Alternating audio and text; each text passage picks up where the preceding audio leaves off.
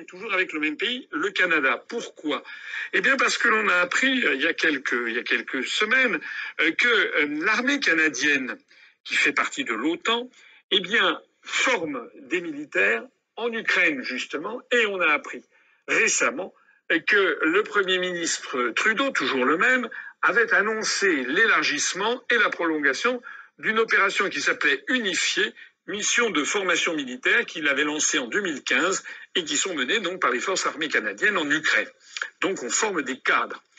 Or, cette présence des forces armées et des instructeurs militaires canadiens dans un pays membre de l'OTAN, depuis 7 ans, en Ukraine, qui est un pays non membre de l'OTAN, moi je ne sais pas ce que vous en pensez, je considère quant à moi que c'est quand même un scandale qui donne raison à Poutine. Que diraient les Occidentaux? Qu'est-ce qu'on n'entendrait pas dans les médias? Qu'est-ce qu'on n'entendrait pas dans la bouche de M. Bernard-Henri Lévy, ou bien de M. Jadot, ou de M. Glucksmann, ou de M. Macron, je ne sais pas qui? Qu'est-ce qu'on n'entendrait pas si les forces armées russes étaient au Mexique le long de la frontière américaine depuis 7 ans? Mais ce n'est pas tout. La George Washington University, qui se situe à Washington, c'est l'université George Washington, c'est une université dont certains départements sont un peu comparables à ce qu'est l'ENA en France. C'est-à-dire que c'est une des principales universités américaines où sont formés de très nombreux hauts fonctionnaires américains dans tel ou tel département ministériel, ou des diplomates, mais aussi beaucoup de hauts fonctionnaires américains qui font partie de ce que l'on appelle aux États-Unis la communauté du renseignement, c'est-à-dire toutes ces agences, à commencer par la CIA, à continuer par la NSA, etc., et qui travaillent dans les services d'influence et de renseignement tournés donc vers l'étranger.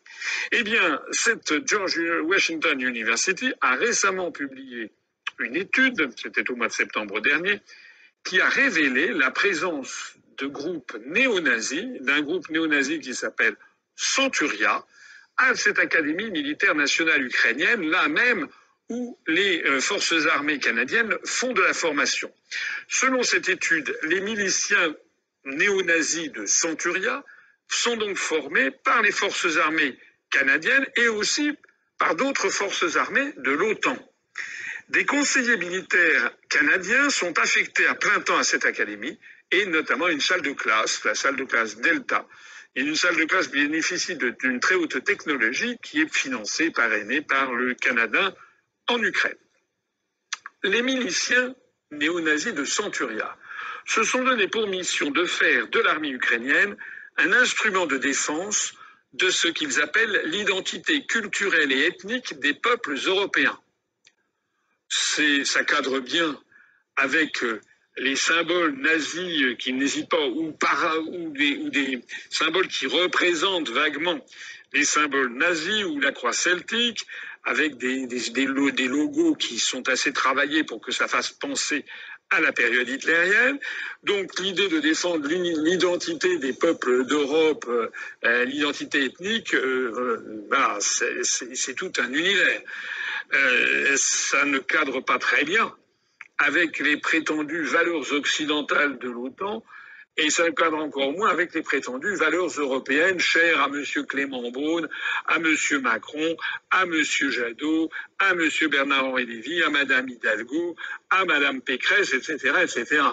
Moi, j'aimerais savoir ce que tous ces gens pensent du fait que ces miliciens de Centuria formés par l'OTAN en Ukraine, eh bien, ces miliciens servent comme officiers dans plusieurs unités de l'armée ukrainienne. Armée ukrainienne, donc, qui fait face à la Russie. C'est l'OTAN, c'est les forces canadiennes qui forment ces officiers-là et qui nous présentent l'armée ukrainienne comme des combattants de la liberté face à la Russie de Poutine. Regardez là sur ces photos à quoi ressemblent les combattants de la liberté. En avril 2020, ce groupe Centuria a d'ailleurs fait parler de lui puisqu'il a fait l'éloge sur Internet de la 14e division d'infanterie SS galicienne numéro 1 qui était essentiellement composée d'Ukrainiens lors de la Deuxième Guerre mondiale. Centuria a présenté cette division SS comme étant, je cite, le symbole qui fait peur aux ennemis de l'Ukraine, sous-entendu la Russie. Et parmi les figures nazies que vénère Centuria, eh bien, on trouve notamment le Belge Léon Degrelle. Léon Degrelle qui est décrit comme étant un vrai Européen. C'était qui Léon Degrelle? C'est quelqu'un qui était né dans les années 1905, je crois, quelque chose comme ça, et qui a fondé, au début il avait commencé dans un mouvement plutôt catholique, et puis qui a fondé dans les années 30 un mouvement fasciste qui s'appelle les Rex. On a parlé d'ailleurs comme inspiration, comme mouvement politique, le rexisme. Rex, ça veut dire roi en latin. Et puis petit à petit, eh bien, de Grelle devint un fervent nazi avec la montée en puissance de l'Allemagne hitlérienne. Il est devenu tellement un fervent nazi qu'il a combattu à l'Est avec la 28e division SS Wallonie, où il devint SS Sturmbannführer à la fin de la Seconde Guerre mondiale. Après la Seconde Guerre mondiale, il s'est d'ailleurs réfugié en Espagne, sous Franco, où il est mort en 1994, je crois. Il avait un âge vénérable, il avait quelque chose comme 85 ou 90 ans. Et pendant toute cette période, ce Léon Degrelle a été un des représentants en Europe de l'extrême droite, pro-nazi des années 30. Et bien voilà quelle est la personnalité dont se prévalent les officiers formés par Centuria et formés par les armées de l'OTAN en Ukraine, et notamment l'armée canadienne. Toutes ces révélations sur les néo-nazis qui sont soutenus par les États-Unis, l'Union européenne et l'OTAN en Ukraine, ça confirme ce qu'on savait déjà. J'avais fait en son temps d'ailleurs une vidéo qui parlait de l'affaire notamment de la révolution orange, de la révolution du Maïdan, etc. On sait qu'à l'époque, lorsque les États-Unis ont pris en main le destin de l'Ukraine, eh bien, ils n'ont pas rechigné à traiter avec des personnalités politiques extraordinairement controversées, tout à fait d'extrême droite, le mouvement notamment, je crois, Svoboda, des gens qui en vantent les mérites des collaborateurs des pro-nazis ukrainiens des années 40. Et on avait même vu d'ailleurs Laurent Fabius, à l'époque ministre des Affaires étrangères, se commettre avec des néo-nazis ukrainiens. Voilà. Alors, il se trouve que le Canada est à la fois sur le devant de la scène, et Justin Trudeau est sur le devant de la scène, ou plus exactement, il est allé se cacher dans les coulisses sur la question de la lutte contre l'obligation vaccinale, et Justin Trudeau est également sur le devant de la scène avec cette affaire qui concerne le conflit qui menace d'éclater entre la Russie d'un côté et puis l'ensemble des pays de l'OTAN de l'autre. Et si je vous ai montré les deux, c'est que dans les deux cas, eh bien, moi je ne reconnais pas ce qu'était l'Occident de ma jeunesse. Normalement, le Canada, la France, etc., même les États-Unis, étaient des pays qui étaient le symbole de la liberté, le symbole de pays, de sociétés ouvertes, le symbole de pays, l'exemple même des pays où tout le monde rêvait de vivre parce que les libertés individuelles y étaient respectées, les droits civiques, etc., etc., et aussi ou des pays qui cherchaient la paix du monde. Eh bien maintenant, malheureusement, dans l'univers dans lequel nous vivons, eh bien j'ai l'impression d'être désormais du mauvais côté de la barrière. J'ai l'impression que désormais, le monde occidental file un très mauvais coton, aussi bien pour les libertés publiques, les libertés individuelles, que pour la paix du monde. C'est pour ça que je pense qu'il est important que tout autour de vous, vous répandiez ces informations, les deux, à la fois la rébellion du peuple canadien contre son Premier ministre et contre son oligarchie, mais aussi le fait que le Canada et les puissances de l'OTAN financent des mouvements néo-nazis qui sont comme poissons dans l'eau dans l'armée ukrainienne et qui pourraient nous mener à un conflit planétaire avec la Russie. J'espère que ça ne sera pas le cas. Et ce que je veux dire par là, c'est qu'il faut absolument que nos compatriotes écartent de leur tête que ce qu'ils entendent à la télévision et à la radio, c'est toujours vrai. Il faut faire preuve de discernement et il faut faire preuve, que ce soit sur l'obligation vaccinale ou que ce soit sur les menaces prétendues de la Russie contre l'Ukraine, il faut aller aussi chercher de l'information qui vous donnera un autre son de cloche. Voilà ce que je voulais vous dire. Personnellement, j'espère, dans un cas comme dans l'autre, que ça se terminera bien, c'est-à-dire que j'espère qu'au bout du compte, les peuples d'Occident imposeront un retour à la normalité. La normalité, ça veut dire la fin du pass sanitaire ou du pass vaccinal, la fin de toutes ces menaces de puçage des êtres humains, et puis aussi la fin des bruits de bottes que l'on entend à la frontière avec la Russie, parce que ce que demande la Russie, personnellement, ne me paraît pas choquant, puisque si on regarde une carte du monde, on voit que la Russie est en effet entièrement encerclée par des bases militaires de l'OTAN et des bases militaires américaines, ce que jamais en miroir n'accepteraient les États-Unis d'Amérique. Voilà, il faut avoir le sens de discernement que ce monsieur vient de dire. Il faut avoir le sens de discernement. Il faut comprendre pourquoi on est arrivé au point où la Russie, Vladimir Poutine est le diable qu'on indexe qui a été attaqué. Si nous allons vers l'histoire, parce qu'on ne peut jamais faire le présent sans pourtant aller vers le passé. Quand ce monsieur, il est en train de parler de tous ces manigances du Canada, des études, de financer les officiers qui doivent aller attaquer en Ukraine. Beaucoup de gens ne savaient pas qu'un jour, Poutine allait arriver à l'acte. Mais en fait, si Poutine est arrivé à passer à l'acte, l'OTAN, les Occidentaux ont poussé le bouton trop loin. Ils ont poussé le bouchon trop loin. Qui peut accepter? Pendant 8 ans, il négocie avec vous. Il essaie de vous faire comprendre et ses désirs, son besoin. Et c'est vous qui êtes en train d'aller attaquer sur son terrain. Mais vous ne voulez rien savoir, vous ne voulez pas écouter. Et aujourd'hui, c'est la même personne que vous êtes en train d'indexer et que vous êtes en train de culpabiliser parce qu'il a réagi pour la sécurité de son pays. Nous avons vu ça dans le passé. Les États-Unis n'ont jamais accepté que la Russie vienne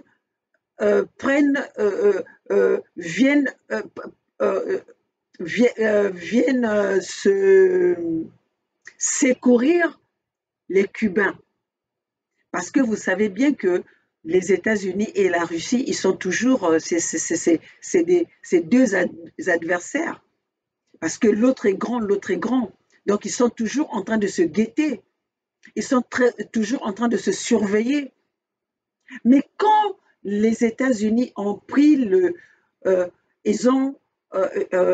ils ont sanctionné le Cuba. L'Union soviétique, à ce temps-là, c'était l'Union soviétique. Ils sont venus pour secourir les Cubains, pour alléger les sanctions qui ont été imposées par les Américains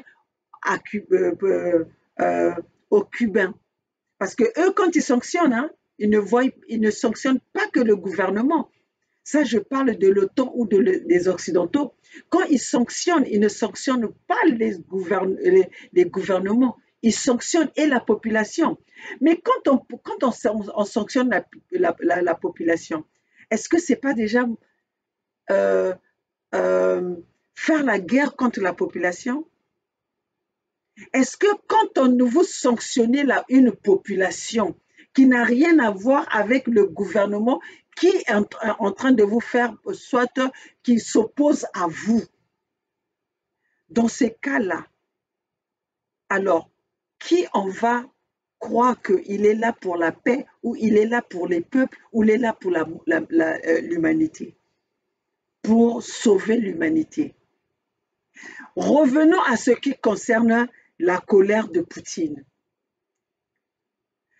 Quand il y a eu l'éclatement de l'Union soviétique, il y a eu des accords qui se sont donnés, il y a eu des accords qui se sont faits, parce que l'éclatement de l'Union soviétique, c'était les pays de l'Union soviétique qui sont devenus indépendants.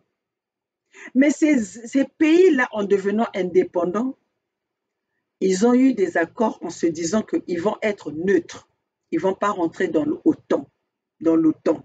Soi-disant l'OTAN, je ne sais même plus si vraiment cet organisme de l'OTAN est vraiment pour les populations et là pour la paix.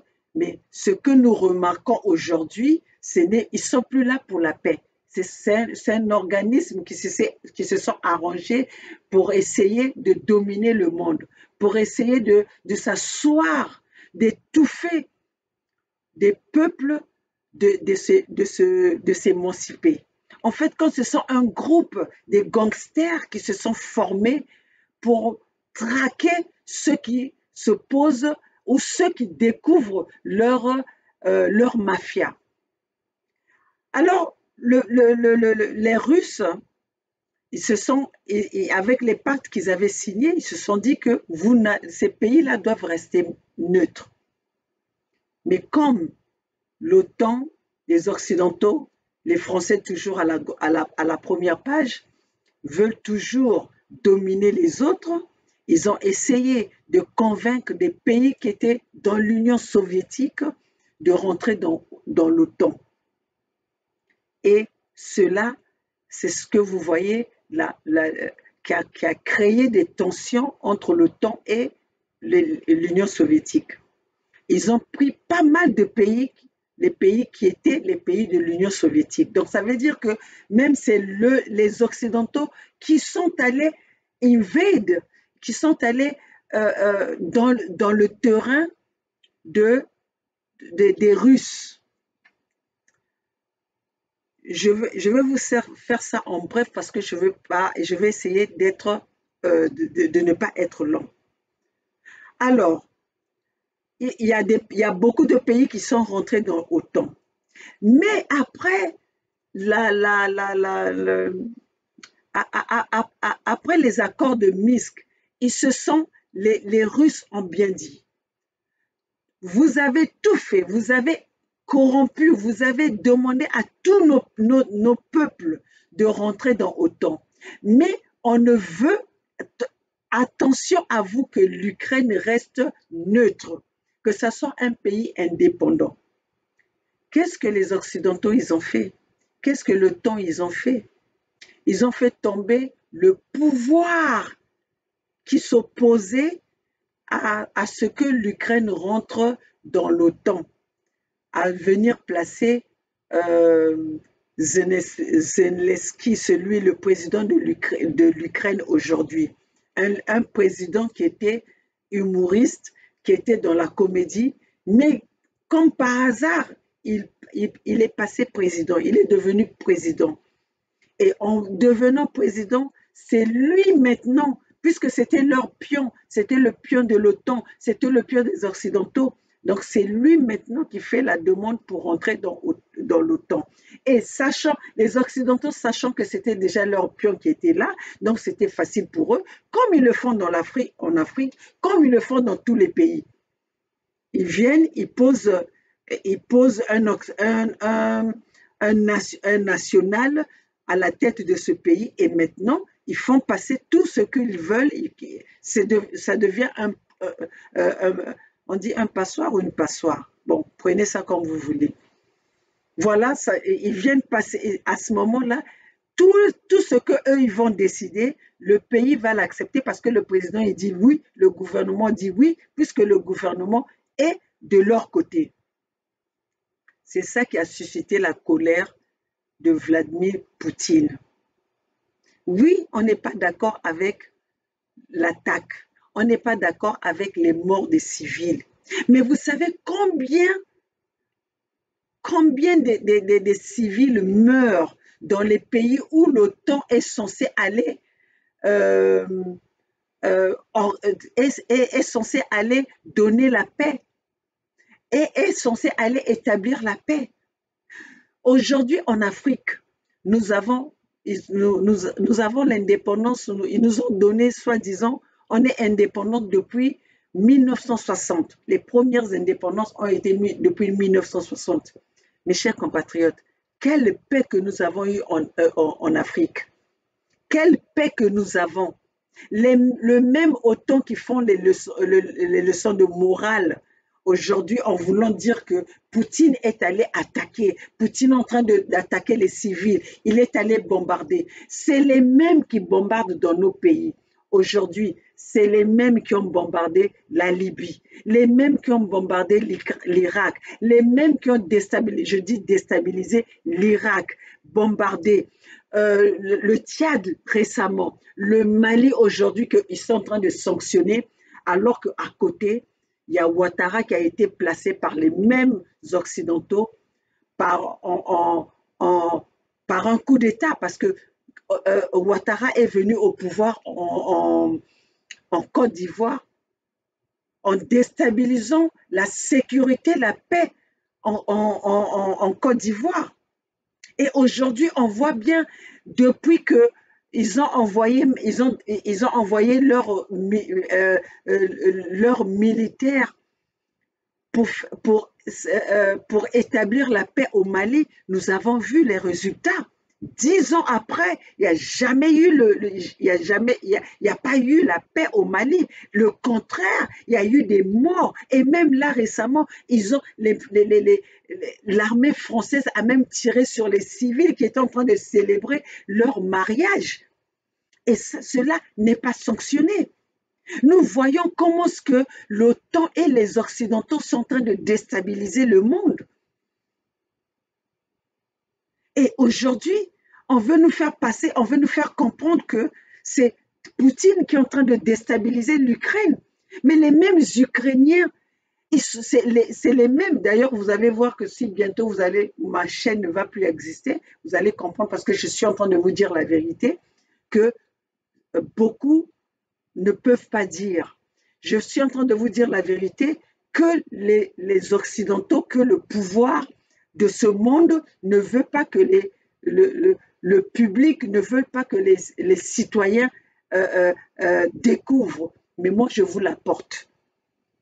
Je vous l'apporte. Et donc, si demain, vous voyez que maman Olga n'est plus là, c'est parce que toute cette petite vérité que je vous apporte, ça peut déranger.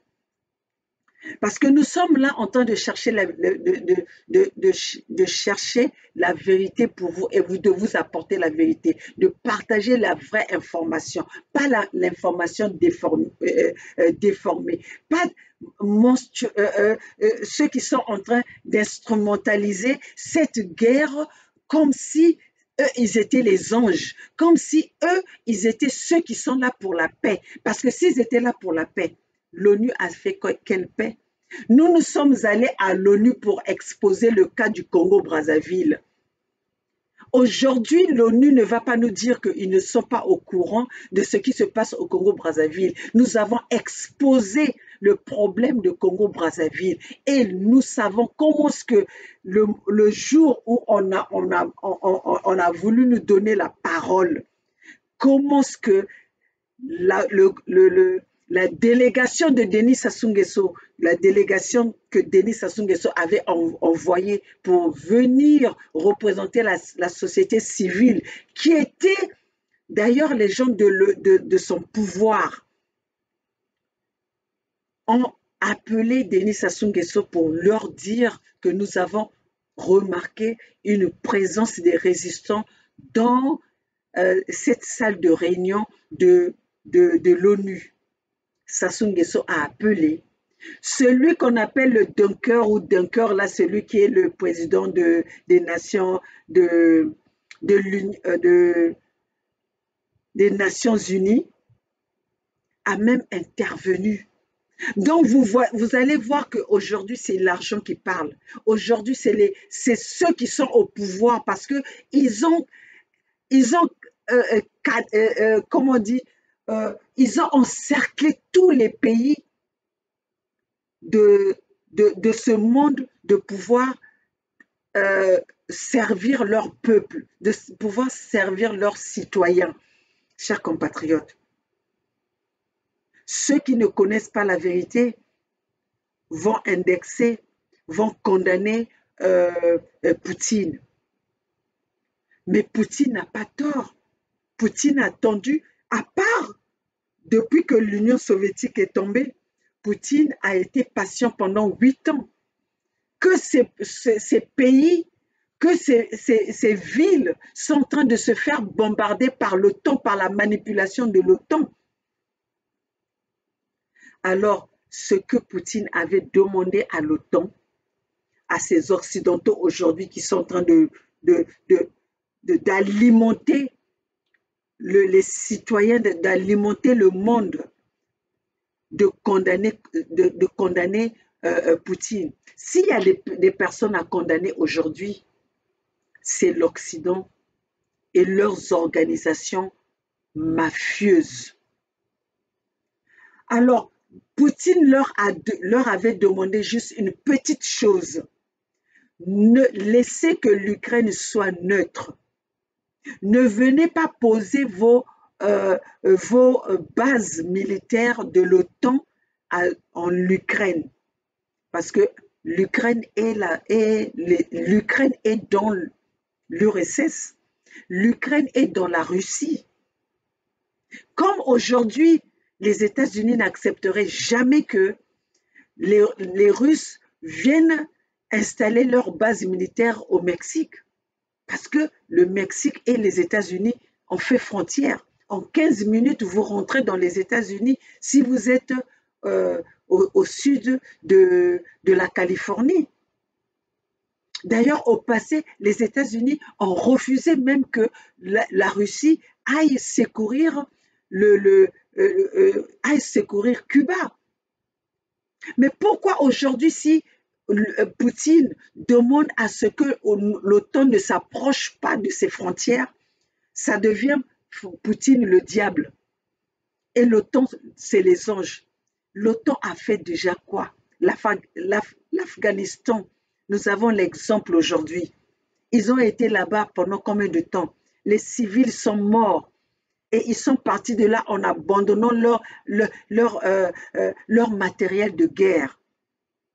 Ils ne sont pas condamnés. Mais il y a eu combien? Est-ce qu'ils ont endommagé ces civils? Ils ont dédommagé les familles des civils qui sont morts. Nous n'allons pas continuer à laisser un groupe de personnes s'asseoir sur les autres parce qu'ils sont les forts de ce monde. Nous devons nous battre. Nous devons chercher à se libérer. On ne peut pas continuer à accepter la loi des deux poids, deux mesures. Nous ne pouvons plus accepter cela.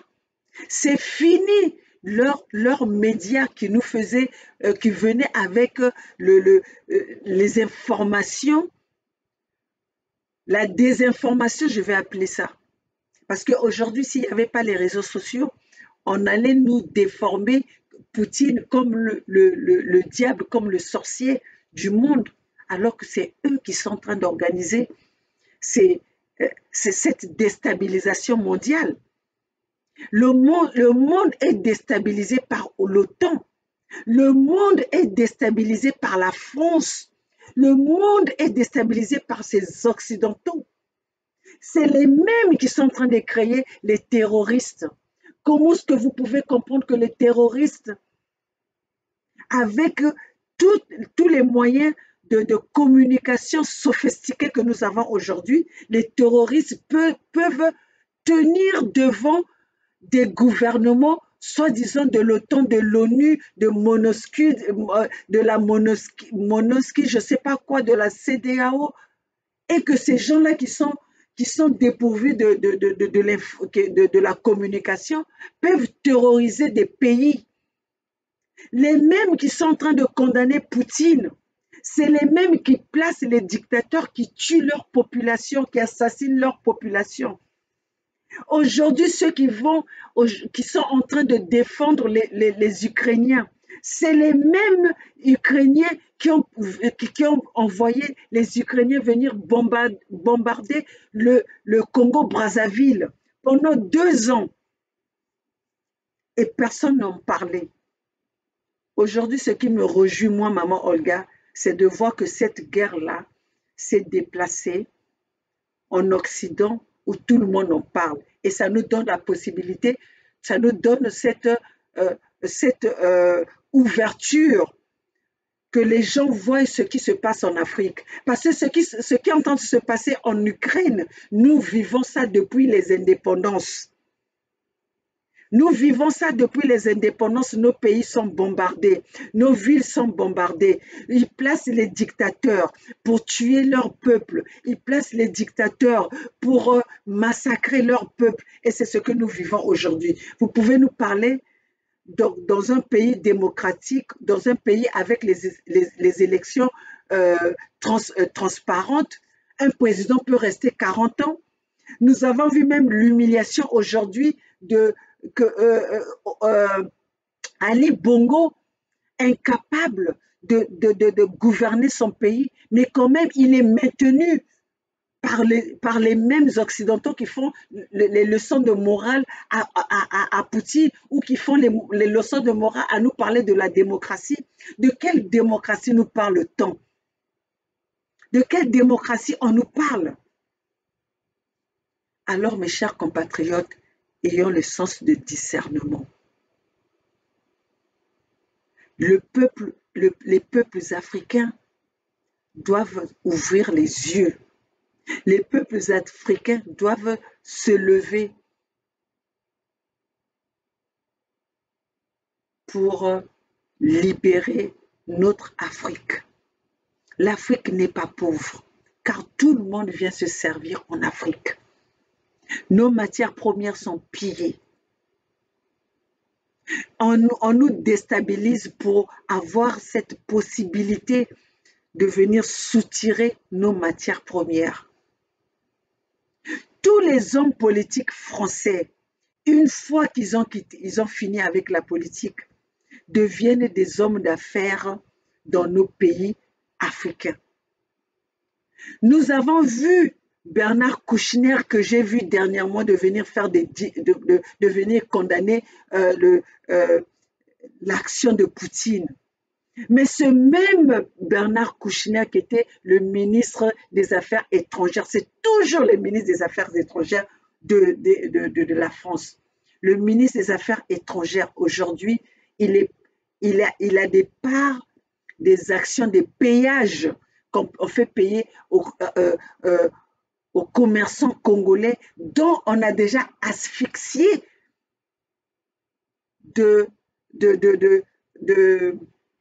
du commerce. Chers compatriotes, chers Africains, ne nous laissons pas berner par les Français. Ne nous laissons pas borner par les Occidentaux, par ces organismes qui ne sont pas là pour notre bien, qui ne sont pas là pour le bien des Africains. Parce que on est en train de le voir en ce moment même, pendant qu'il y a la guerre en Ukraine, comment est-ce que nos parents africains, nos étudiants, les Africains sont traités comme... Donc les Africains peuvent mourir de la guerre sous les bombardements. Cela cela n'inquiète pas, ne dérange pas, parce que nous sommes que leur bétail, nous sommes que les gens à qui nous pouvons mourir à tout moment. Mais quand un Français, quand un Blanc meurt, ça devient un problème d'État. Ça devient une affaire d'État. Mais combien de milliers des Africains meurent? Nos pays, l'Afrique est déstabilisée totalement. Depuis les indépendances, nous n'avons pas connu l'indépendance, nous n'avons pas connu la paix, nous n'avons pas connu la stabilité. Alors, mes chers compatriotes, arrêtez de vous faire berner par les messages, par les informations qui sont déjà bien traitées par la TV5, RFI, France 24, qui viennent vous donner la désinformation. Nous sommes en train de chercher les informations pour vous. Cette guerre, Poutine n'a pas tort. C'est dommage que ça doit engager les vies humaines. Mais combien des Africains sont morts à cause de l'OTAN? Combien des Africains sont morts à cause de la déstabilisation des Européens dans notre continent? Un Africain peut mourir, cela passe neutre. Alors, mes chers compatriotes, nous devons nous lever. Arrêtez d'être les esclaves de la désinformation de TV5, de vos chaînes qui ont déjà l'information préparée pour eux. Cet outil des réseaux sociaux qu'ils ont créé pour nous, merci, parce que c'est ça qui nous permet de communiquer avec vous et de vous apporter la vraie information. Qui c'est qui va accepter que je t'héberge toi et tu vas traiter avec mon voisin qui est mon pire ennemi? C'est ce qui se passe aujourd'hui, cette guerre de l'Ukraine. Parce que l'Ukraine et la Russie, ce sont des frères, ce sont des gens du même pays. Et qui c'est qui veut aller les déstabiliser? Qui c'est qui est allé les déstabiliser? C'est toujours les mêmes qui sont là, qui déstabilisent, qui ont déstabilisé nos continents. La Russie n'a jamais envahi un pays quelconque dans ce monde. La Russie est toujours comme les pompiers. C'est eux qui vont en aide dans tous les pays que les Occidentaux attaquent. La Russie est toujours considérée comme un des pompiers. Aujourd'hui, depuis les indépendances, depuis la déstabilisation, voilà, je veux quand même je veux vous citer ceci. La liste des pays que les Occidentaux, avec leur organisme l'OTAN, ont bombardé, ont détruit. Le Japon en 1945, la Corée en 1950-1953, la Chine 1950-1953, Guatemala 1954, Indonésie, vous savez bien la guerre de l'Indonésie, l'Indonésie 1958, Cuba 1959 à 1960, Guatemala encore en 1960, la Belgique, Congo, 1964, Guatemala encore, 1964, République dominicaine, 1965 à 1966, Pérou, 1965, Laos, 1964 à 1973, le Vietnam, 1961 à 1973, Cambodge, 1969 à 1970, Guatemala encore, 1967 en 1969, Liban, 1982 en 1984, Grenade, 1983 en 1984, la Libye, 1986, El Salvador, 1981 en 1992, Nicaragua, 1981 à 1990, l'Iran, 1987 à 1988, Libye, 1989, Panama, 1989 à 1990, Irak, 1991, Koweït, nous savons tous la guerre de Koweït. Koweït, 1991, Somalie, 1992 à 1994, Bosnie, 1995, l'Iran, 1998, Soudan, 1998, Afghanistan, ils ont abandonné le matériel de guerre. Depuis 1998 jusqu'à dernièrement de 2020. Imaginez combien d'années. Yougoslavie, qui était dans l'Union soviétique. Yougoslavie, Serbie, la guerre de Yougoslavie et Serbie. 1999, donc c'est récent. Afghanistan, 2001. La Libye, 2011. Irak et la Syrie, 2014. Somalie, 2011. Iran, 2020. Alors, à qui on veut faire comprendre que ces gens-là sont là pour libérer le pays ou ils sont là pour la paix? Discernement, mes chers compatriotes. Alors, je ne veux pas être long, je voulais juste vous faire passer les faits. Ne condamnons pas Poutine à tort. La patience a ses limites. On ne peut pas dominer quelqu'un tout le temps et on ne peut pas mentir une personne tout le temps. À un moment donné, il faut savoir s'arrêter. Mais la France ne sait pas s'arrêter. L'OTAN ne sait pas s'arrêter. Et c'est eux qui provoquent. Et la déstabilisation du monde aujourd'hui, c'est à cause de ces gens-là qui croient dominer le monde et s'asseoir sur les autres. Alors, mes chers compatriotes, je voulais vous faire passer ce message pour comprendre pourquoi nous avons cette guerre aujourd'hui en Yougoslavie. Mais cette guerre en Yougoslavie aujourd'hui, il n'y a pas que la guerre je parle de Yougoslavie, en Ukraine. Il n'y a pas que cette guerre-là. Nous, en Afrique, on vit avec les bruits de bottes de guerre. Si nous, les mamans Olga, nous sommes ici aujourd'hui, parce que dans notre pays, on nous a imposé une guerre civile on tire sur les citoyens, on tire sur les civils qui sont à main ouverte, que l'Occident fournit les armes au pouvoir pour tirer à leur peuple, à leur population. Nous avons tous l'exemple aujourd'hui de ce qui s'est passé en Côte d'Ivoire, de ce que nous sommes en train de vivre aujourd'hui au Mali. Bravo le président Assimi Goïta.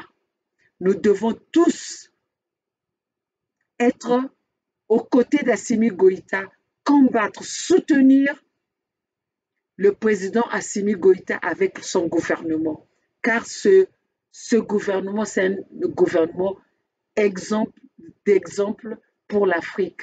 Et nous devons soutenir ce gouvernement si nous voulons libérer l'Afrique. Si nous voulons que l'Afrique soit libérée, nous devons prendre l'exemple du gouvernement malien. Ne vous laissez pas berner par les Ouattara qui sont des pions, qui sont des suppositoires des Occidentaux. Ils sont là pour faire le bonheur des Occidentaux. Ils ne sont pas là pour le peuple, de leur pays. Ils sont là pour faire la volonté de leur maître. Ils sont là pour faire la volonté des colons. Alors, chers compatriotes, allez chercher la vraie information dans les réseaux sociaux. Ne suivez pas ceux qui sont là en train d'instrumentaliser l'information de la guerre en Ukraine. Vive l'unité du Sud, vive la Fédération Sud-Congo, car nous, les mamans Olga, aujourd'hui, nous sommes en train de se battre pour que notre Congo, notre pays, le Congo avec un grand K, soit souverain. Parce qu'aujourd'hui, les mêmes Occidentaux qui sont en train d'aller placer leur base autour de l'Ukraine, c'est les mêmes qui sont dans notre pays en train de nous bombarder par le biais de leurs pions qu'ils ont placés dans notre pays, Denis Sassou Nguesso au pouvoir depuis 40 ans. Et aujourd'hui, ils sont en train de préparer le fils qui a été condamné, le fils qui a mal gouverné, qui a eu des postes de responsabilité. Et aujourd'hui, ils ont pris le Congo en otage par la famille Sassou. Chers compatriotes, j'appelle j'appelle les Africains, nous devons tous être ensemble pour dégager les suppositoires des Occidentaux, pour dégager les suppositoires de la France, ceux qui sont au pouvoir dans nos pays pour faire la volonté des Français pour servir, pour servir les colons et non leur peuple. Alors, vive l'Afrique souveraine, vive l'Afrique libre. Désormais, nous sommes libres et nous allons combattre pour que notre continent soit libéré. Alors, mes chers compatriotes, voilà ce que je tenais à vous dire. C'était pour vous passer les événements, vous passer l'actualité, la vraie actualité de ce qui a suscité la colère de Vladimir Poutine. Peut-être que avec ces vérités-là, vous allez voir, je peux être peut-être suspendu parce que ces gens-là n'aiment pas quand vous disent la vérité, mais essayez de prendre ce que je partage avec vous et que vous ayez, même si je ne suis plus, je suis suspendu, au moins vous avez cette information que je vous apporte. Alors mes chers compatriotes, Congo, nous sommes là toujours dans la lutte, nous sommes là toujours pour réveiller vos consciences, la lutte a continué et je pense que cette guerre de l'Ukraine va ouvrir les portes à ce peuple Congo de se battre. Vous êtes en train de voir comment est-ce que une terre, comment est-ce que les terres ne peuvent pas être vendues et ne peuvent pas être léguées aux étrangers. Alors battons-nous pour conserver, pour libérer nos terres que les Zambiens Pungu nous ont données. Alors, vive ma famille USK, vive la Fédération Sud-Congo, nous sommes ensemble, Ingeta, la lutte a continué, le peuple gagne toujours. Ingeta, Ingeta, Ingeta.